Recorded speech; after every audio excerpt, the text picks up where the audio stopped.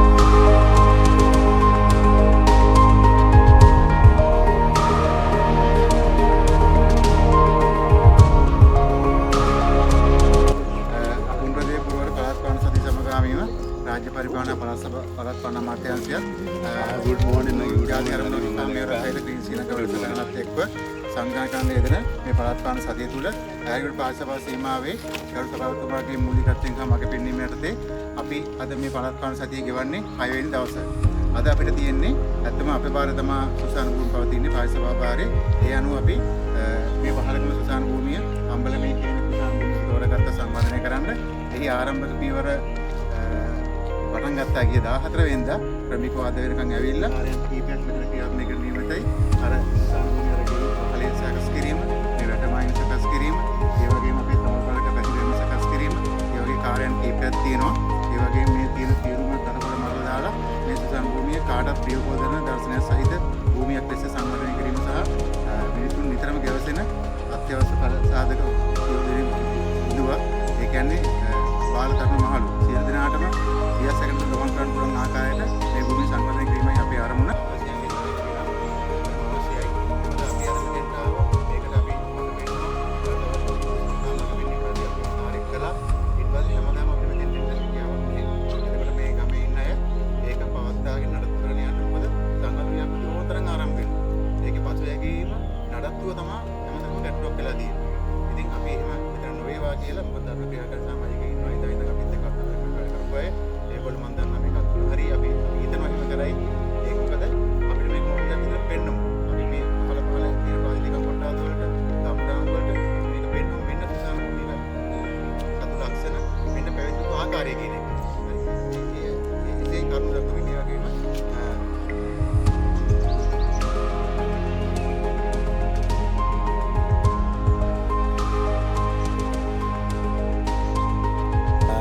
පොහොසත් රටක් ලස්සන ජීවිතයක් ගත කරන්න ඒ තීමාවත් එක්ක අවුරුදු ගානකට පස්සේ තමයි පළාත් පාලන සතිය අපි ආරම්භ කරේ.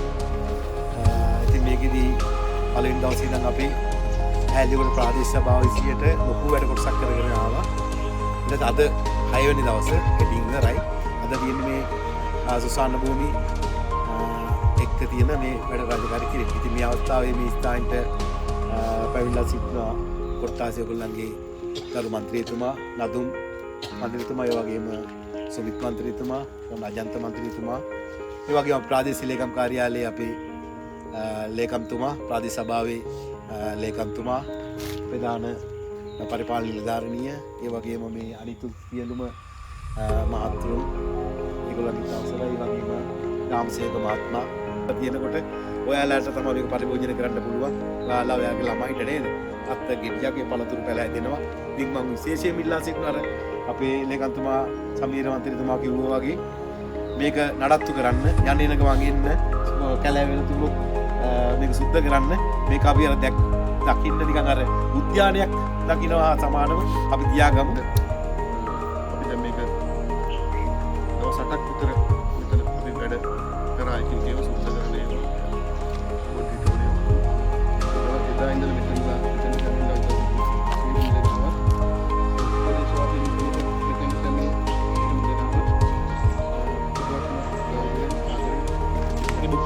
ගමේ මිනිස්සු. එතකොට මෙතන ඇත්තටම ගමේ මිනිස්සුගේ ගමේ ජනතාවගේ සහභාගීත්වය මත තමයි මේ හැම දෙයක්ම ප්‍රතිසභාවට කරගන්න පුළුවන්. එතකොට ඔයාලගේ තැන තමයි සංවර්ධනය කරන්න අපි මූලිකත්වය අරගෙන තියෙන්නේ. එතකොට මෙතන සුසාන භූමියක් කියනවා සාමාන්‍ය කෙනෙක්ට හිතන්න පුළුවන්.